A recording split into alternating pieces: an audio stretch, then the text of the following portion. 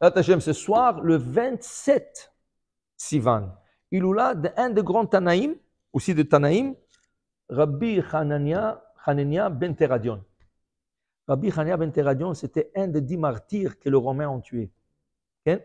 Rabbi Hanania ben Teradion, à l'époque où les Romains ont interdit l'étude de la Torah, et ils ont décrété que tout celui qui se trouve enseigner la Torah en public sera exécuté à mort, lui il prenait un Sefer Torah, il allait enseigner 100, 200, 300, 500, 1000 personnes. Il n'avait pas peur. Dans le chouk. C'est ça dans le chouk. On lui disait, tu n'as pas peur? Il dit, j'ai peur que d'Hachem, c'est tout. Le seul que j'ai peur, c'est Hachem, c'est tout. J'ai peur de personne. Okay? Alors, lui, il avait un rave qui s'appelait Rabbi Yossi. Quand Rabbi Yossi était mourant, il est parti voir son rave. Il dit, Rabbeinu, dites-moi, vous pensez que je mérite d'aller dans l'autre monde, au Lamaba? Qui c'est qui peut avoir une garantie d'aller au Lamaba, dans l'autre monde? Mais qu'est-ce que vous disiez? Vous me connaissez. Il a dit, dis-moi, est-ce que tu as, dans ta vie, tu as fait une mitzvah sans intérêt? Des fois, on fait des mitzvahs. Ah, je vais aller ce matin à la synagogue, mettre le tefillin, comme ça, j'aurai beaucoup de clients aujourd'hui. Ah, je vais faire Birkat Amazon, c'est un ségoula la parnassa. Je vais faire ça parce que c'est un goula ça. Est-ce que tu as fait dans ta vie une mitzvah, sans intérêt, aucun intérêt? Ni pour santé, ni pour parnassa, ni pour shidduch, ni pour ça. Wow. Tu as fait ça parce que Dieu a dit de le faire et je le fais au nom de Dieu. Il dit, écoutez, une fois m'est arrivé une chose, j'ai ramassé de l'argent, c'était juste avant Purim, je ramassais de l'argent pour faire la souda de Purim. Ils étaient pauvres il y a 2000 ans, ils n'avaient pas beaucoup de moyens. Alors ils ramassaient des sous pour faire la souda de Purim. Mais de l'autre côté, je ramassais aussi, j'avais une caisse de pauvres. J'avais la caisse de pauvres, la tzedaka que les gens me donnaient pour distribuer aux pauvres. Sans faire attention, les deux caisses se sont mélangées. Alors j'avais mon argent à moi, que je gardais pour Purim, et avec l'autre caisse qui s'est mélangée. Mais je ne savais pas combien il y a de chaque caisse. Quand elles sont mélangées, qu'est-ce que j'ai fait? J'ai dit, je ne vais pas, chas v'shalom, prendre un sou des pauvres. Je ne vais pas, si je prends et je vais tricher ou quelque chose comme ça, et je ne savais pas combien il faut. J'ai dit, tu sais quoi? Yallah, j'ai pris tout l'argent, j'ai distribué aux pauvres. Même mon argent à moi, que j'avais planifié d'acheter la souda de Purim, je l'ai donné aux pauvres. La tzedaka, pour ne pas, chas v'shalom, avoir une doute que j'ai pris un sou d'un pauvre. Okay? Elle lui a dit, il a dit, alors, de ta part sera la mienne. Si tu as fait cette mitzvah, c'est une mitzvah Hashem Shamayim. Alors, dans ce cas, tu as Olam Haba. Et j'espère d'être avec toi. Okay? La Gemara dit, Rabbi aussi est décédé. Il était mourant, il est décédé. Les Romains, Rabbi aussi était tellement un homme important, les Romains sont venus à son enterrement. En retour de l'enterrement, qui il trouve? Rabbi Hanania ben Teradion en train d'enseigner la Torah. Qu'est-ce qu'ils ont fait? Ils l'ont attrapé avec le Sefer Torah. Avant, il n'y avait pas de livres. C'est pas comme aujourd'hui, tu as des livres imprimés. Non.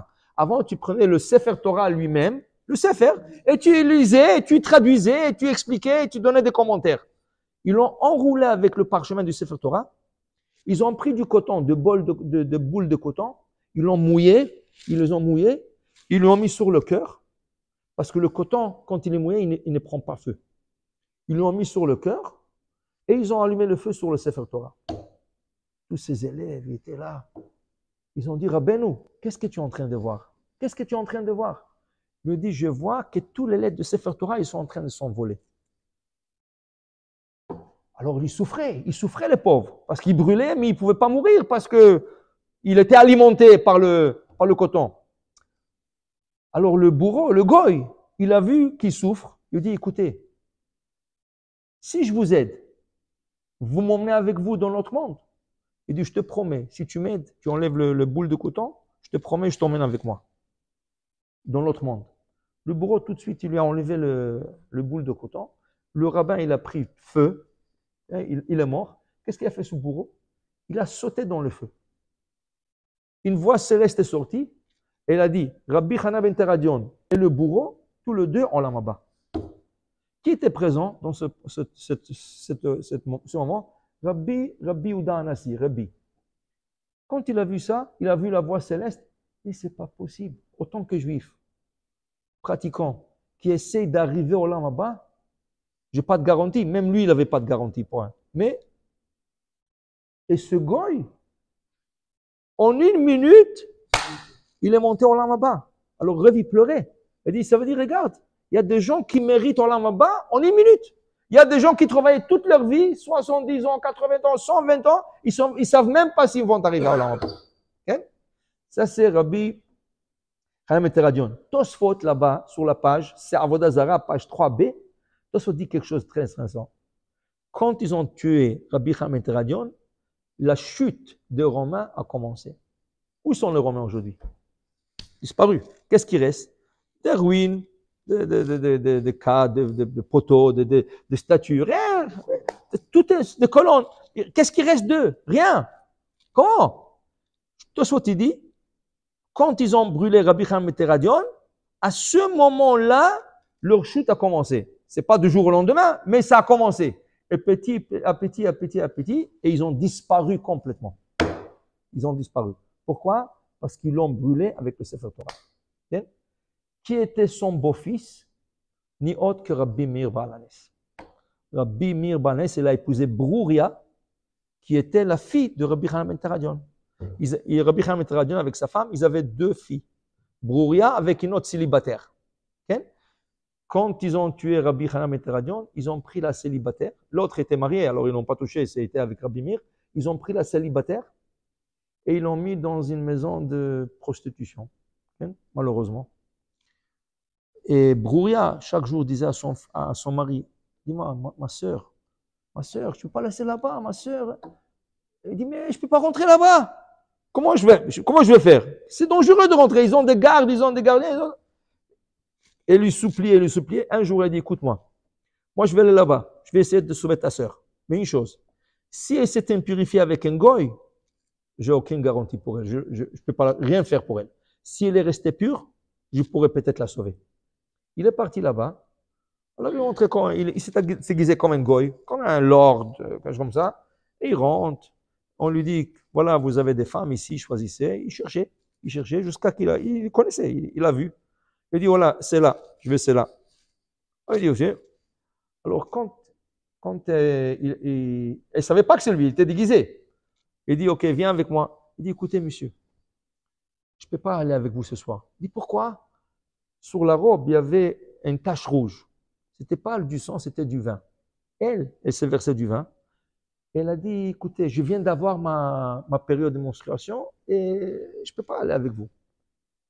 Il dit, ah oui, lui, tout de suite, il a capté, c'est pas du sang, ça.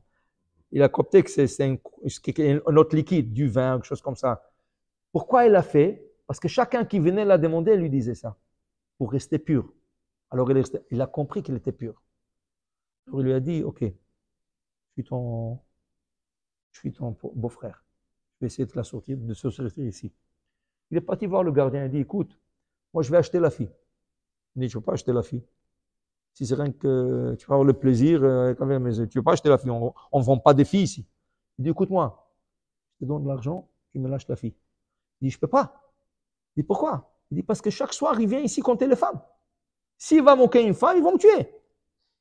Il dit, écoute-moi, moi je vais te dire quelque chose, tu vas le répéter avec moi, rien ne va t'arriver. Il dit quoi? Il dit, tu vas dire, si quelqu'un vient te tuer ou quelque chose de mal peut t'arriver, tu dis, Elaha Demeir Aneni, et tu vas être sauvé. Il dit, tu t'amuses? Il dit, je te dis, tu dis cette phrase, rien ne va t'arriver. Il dit, ok, va. Il est parti. Rabbi Meir, il est parti. Le soir, quand ils font la change de garde, ce gardien, il sort, 2 chiens noirs viennent pour l'attaquer, pour le manger. Il s'est rappelé, qu'est-ce qu'il lui a dit? Il dit, là, Dimir Aneni. Les 2 chiens se sont sauvés. Il dit, oui, ça marche. Il a dit, il avait raison, l'autre monsieur, j'espère qu'il va revenir. Rabbi Meir, il est revenu le lendemain. Le lendemain, Rabbi Meir, il est revenu,